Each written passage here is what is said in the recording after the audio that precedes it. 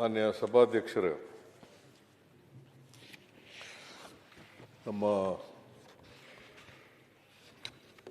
ಈ ಸದನದ ಸದಸ್ಯರಾಗಿದ್ದಂಥ ಹಿರಿಯರಾದಂಥ ಶಾಮನೂರು ಶಿವಶಂಕರಪ್ಪನವರು ನಿನ್ನೆ ನಿಧನರಾಗಿದ್ದಾರೆ.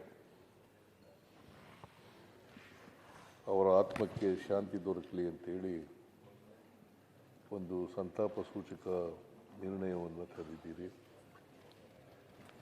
ಆ ನಿರ್ಣಯಕ್ಕೆ ನನ್ನ ಬೆಂಬಲವನ್ನು ವ್ಯಕ್ತ ಮಾಡಿ ಶಾಮನೂರು ಶಿವಶಂಕರಪ್ಪನವ್ರ ಬಗ್ಗೆ ಕೆಲವು ಮಾತುಗಳನ್ನು ಆಡಲಿಕ್ಕೆ ಬಯಸ್ತೇನೆ. ಶಾಮನೂರು ಶಿವಶಂಕರಪ್ಪನವರು ದೇಶದಲ್ಲಿಯೇ ಒಬ್ಬ ಹಿರಿಯ ಶಾಸಕ. 2023ರಲ್ಲಿ ಆಯ್ಕೆಯಾಗಿ ಇಲ್ಲಿವರೆಗೂ ಕೂಡ ನನ್ನ ಜೊತೆಯಲ್ಲಿದ್ದರು. ಜೊತೆಗೆ ನನ್ನ ಜೊತೆ ನನ್ನ ಮಂತ್ರಿಮಂಡಲದಲ್ಲಿ ಮಂತ್ರಿಯಾಗೂ ಕೂಡ ಕೆಲಸ ಮಾಡಿದರು. ಅವರು 2016ರಲ್ಲಿ ನಾನು ಮಂತ್ರಿಮಂಡಲ ರೀಸಫಲ್ ಮಾಡಿದಾಗ ಆಗ ಅವರು ನನ್ನ ಮಗನಿಗೆ ಮಾಡಿ ಅಂತೇಳಿ ಮಲ್ಲಿಕಾರ್ಜುನ ಎಸ್ ಮಲ್ಲಿಕಾರ್ಜುನ ಅವರನ್ನು ಮಂತ್ರಿ ಮಾಡ್ತಕ್ಕಂಥ ಕೆಲಸವನ್ನು ಮಾಡಿದ್ರು. ಮೈಕ್ ಕೇಳಿಸ್ತಾ ಇಲ್ವಾ? ಕೇಳ್ತೇವೆ.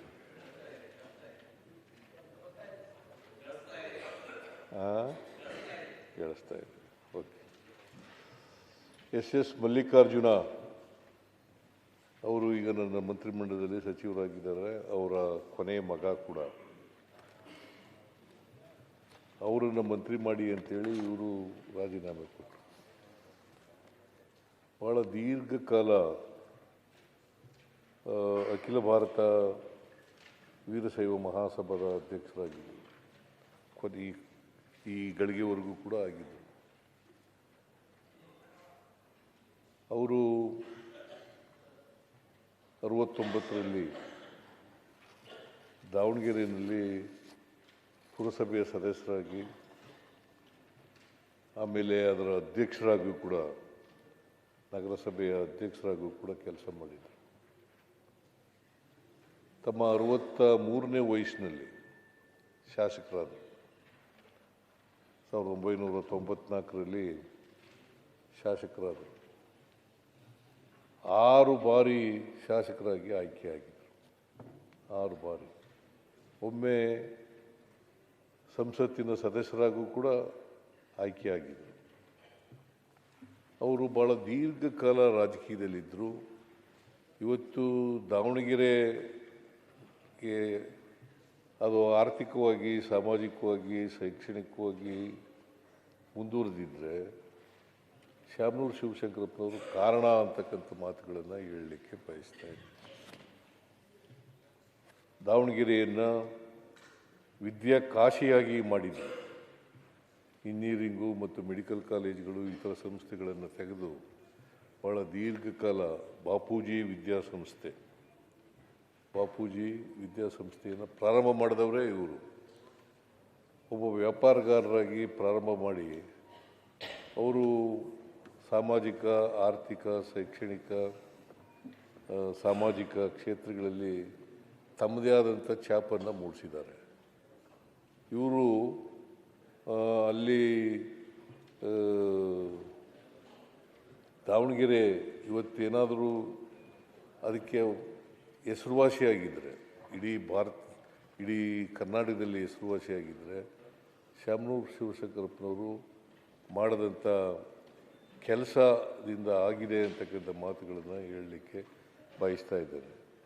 ಇವರು ಜವಳಿ ಭಾಳ ಉತ್ಕೃಷ್ಟವಾಗಿತ್ತು ದಾವಣಗೆರೆಯಲ್ಲಿ.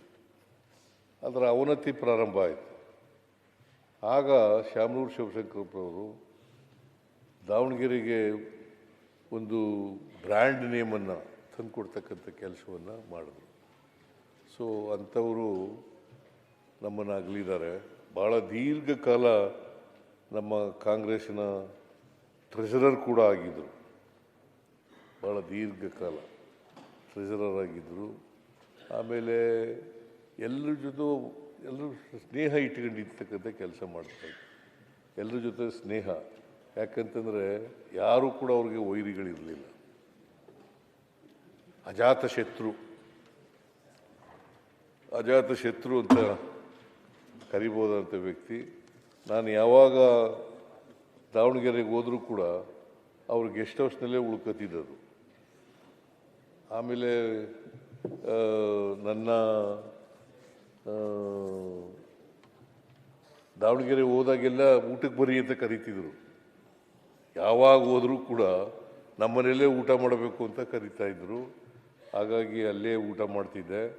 ಜೊತೆಗೆ ನನಗೆ 75 ವರ್ಷ ಮುಗೀತಲ್ಲ, ಆಗ ಅವ್ರ ಜಾಗದಲ್ಲೇ ನಾನು ಫಂಕ್ಷನನ್ನು ಮಾಡಿದ್ದದು.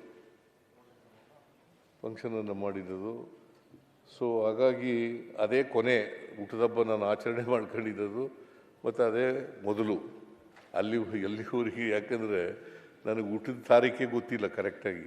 ಮೇಷ್ಟ್ರು ಬರ್ಕೊಂಡಿರೋದು 5ನೇ ತರಗತಿಗೆ ನೇರವಾಗಿ ನಾನು ಅಡ್ಮಿಷನ್ಸ್ ಆಗುವಾಗ ಮೇಷ್ಟ್ರು ರಾಜಪ್ಪ ಮೇಷ್ಟ್ರು ಬರ್ಕೊಂಡಂಥ ಡೇಟೇ ನನಗೆ ಊಟದ ತಾರೀಕು. ಅದರಿಂದ ನನಗೆ ಡೇಟ್ ಆಫ್ ಬರ್ತ್, ಯಾಕಂದರೆ ನಮ್ಮಮ್ಮ ನಮ್ಮಪ್ಪ ಎಲ್ಲರೂ ಕೂಡ ಹೆಬ್ಬೆಟ್ಟೊತ್ತವರು, ಅವಿದ್ಯಾವಂತರು. ಹಾಗಾಗಿ ಡೇಟ್ ಆಫ್ ಬರ್ತ್ ಬರ್ಕೊಂಡಿರಲಿಲ್ಲ. ಹಾಗಾಗಿ ಅವ್ರು ದಾವಣಗೆರೆಯಲ್ಲೇ ನಾನು ಆಯ್ಕೆ ಮಾಡಿದೆ. ಅವ್ರ ಜಾಗದಲ್ಲೇ 75ನೇ ವರ್ಷದ ಜನ್ಮದಿನವನ್ನು ಆಚರಣೆ ಮಾಡ್ಕೊಳ್ತಕ್ಕಂಥ ಕೆಲಸವನ್ನು ಮಾಡಿದ್ದೆ. ಸೊ ಒಂದೇನಪ್ಪ ಅಂತಂದರೆ, ಶಾಮನೂರು ಶಿವಶಂಕರಪ್ಪನವರು ಸಹಾಯ ಹಸ್ತ ಭಾಳ ಇತ್ತು. ಕೋವಿಡ್ ಸಂದರ್ಭದಲ್ಲಿ ನಮಗೆ ಆಕ್ಸಿಜನ್ ಸಿಗದೇ ಇದ್ದಾಗ ಸುಮಾರು 6 ಕೋಟಿ ರೂಪಾಯಿಗಳನ್ನು ಖರ್ಚು ಮಾಡಿ ಆಕ್ಸಿಜನನ್ನು ಉಚಿತವಾಗಿ ಹಂಚತಕ್ಕಂಥ ಕೆಲಸವನ್ನು ಮಾಡಿದರು. ಅಂತಹ ಒಬ್ಬ ಅಪರೂಪದ ರಾಜಕಾರಣಿ ನಮ್ಮನ್ನು ಅಗಲಿದ್ದಾರೆ. ಅವರ ಆತ್ಮಕ್ಕೆ ಚಿರಶಾಂತಿ ದೊರಕಲಿ ಅಂತಕ್ಕಂಥ ಮಾತುಗಳನ್ನು ಹೇಳಿ, ಅಪಾರವಾದಂಥ ಅವರ ಕುಟುಂಬ, ಯಾಕಂದರೆ ಒಂದು ದೊಡ್ಡ ಕುಟುಂಬ, 3 ಜನ ಗಂಡು ಮಕ್ಕಳು 4 ಜನ ಹೆಣ್ಣುಮಕ್ಕಳು ಇದ್ದಂಥ ಒಂದು ದೊಡ್ಡ ಕುಟುಂಬ. ಅವ್ರನ್ನೆಲ್ಲ ಅಗಲಿದ್ದಾರೆ. ಭಾಳ ದೊಡ್ಡ ಸಾವಿರಾರು ಲಕ್ಷಾಂತರ ಅಭಿಮಾನಿಗಳನ್ನು ಅಗಲಿದ್ದಾರೆ. ಸೊ ಅಂಥವರು ನಮ್ಮನ್ನು ಇವತ್ತು ನಮ್ಮಿಂದ ದೂರ ಆಗಿದ್ದಾರೆ. ಮತ್ತು ಸಿಟ್ಟಿಂಗ್ ಮೆಂಬರು ನಿನ್ನೆ ನಾನು ಒಂದು 15 ದಿನಗಳ ಹಿಂದೆ ಅನ್ನೋ ಕಾಣಿಸುತ್ತೆ ಆಸ್ಪತ್ರೆಗೆ ಹೋಗಿದ್ದೆ. ಅಷ್ಟೊತ್ತಿಗಾಗಲೇ ಅವರು ಮಾತಾಡೋ ಪರಿಸ್ಥಿತಿಯಲ್ಲಿ ಇರಲಿಲ್ಲ. ಅಲ್ಲಿ ಒಂದು ಅರ್ಧ ಗಂಟೆ ಇದ್ದು ನೋಡ್ಕೊಂಡು ಬಂದೆ. ಸೊ ಅಂಥವರು ನಮ್ಮನ್ನು ಅಗಲಿದ್ದಾರೆ. ಅವರ ಆತ್ಮಕ್ಕೆ ಚಿರಶಾಂತಿ ದೊರಕಲಿ. ಅವರ ಕುಟುಂಬ ವರ್ಗದವರಿಗೆ, ಅವರ ಅಭಿಮಾನಿಗಳಿಗೆ, ಅವರ ಸ್ನೇಹಿತರಿಗೆ, ಅವರ ಬಂಧು ಬಾಂಧವರಿಗೆ ಅವರ ಸಾವಿನ ದುಃಖವನ್ನು ಭರಿಸ್ತಕ್ಕಂಥ ಶಕ್ತಿ ಕೊಡಲಿ ಅಂತೇಳಿ ಪ್ರಾರ್ಥನೆ ಮಾಡ್ತೀನಿ. ಸೊ ನಾನು ಇವತ್ತು ಅರ್ಜನ್ ಆಗ್ತದೆ ಅಂತೇಳಿ ನಾನು ಭಾವಿಸ್ಕೊಂಡಿದ್ದೇನೆ. ಯಾಕಂದರೆ ಸಿಟ್ಟಿಂಗ್ ಮೆಂಬರ್ ಆಗಿರೋದ್ರಿಂದ ಇವತ್ತು ಅರ್ಜನ್ ಆಗ್ತದೆ ಅಂತ ಭಾವಿಸ್ಕೊಂಡಿದ್ದೇನೆ. ನಾನು ಇದಾದ ತಕ್ಷಣ ಸಂತಾಪ ಆದ ತಕ್ಷಣ ನಾನು ದಾವಣಗೆರೆಗೂ ಕೂಡ ಹೋಗ್ತಾ ಇದ್ದೀನಿ ಅಂಥೇಳಿ ನನಗೆ ಅವಕಾಶ ಕೊಟ್ಟಿದ್ದಕ್ಕೆ ನಿಮಗೆ ಹೊಂದಿಸಿ ನನ್ನ ಮಾತುಗಳನ್ನು ಮುಗಿಸ್ತೇನೆ ಅಂತಕ್ಕಂಥ ಮಾತುಗಳನ್ನು. ನಿರ್ಭೀತ, ನಿಷ್ಪಕ್ಷಪಾತ, ವಿಶ್ವಾಸಾರ್ಹ ಸುದ್ದಿಗಳಿಗೆ ಮತ್ತೊಂದು ಹೆಸರಾಗಿರುವಂತ ನ್ಯೂಸ್ 18 ಕನ್ನಡ ಈಗ ಆಪ್ನಲ್ಲೂ ಲಭ್ಯವಿದೆ. ದಯವಿಟ್ಟು ಇಲ್ಲಿರುವ QR ಕೋಡ್ ಅನ್ನ ಸ್ಕ್ಯಾನ್ ಮಾಡಿಕೊಂಡು ಆಪ್ ಅನ್ನ ಡೌನ್ಲೋಡ್ ಮಾಡೋದಕ್ಕೆ ಮರಿಬೇಡಿ.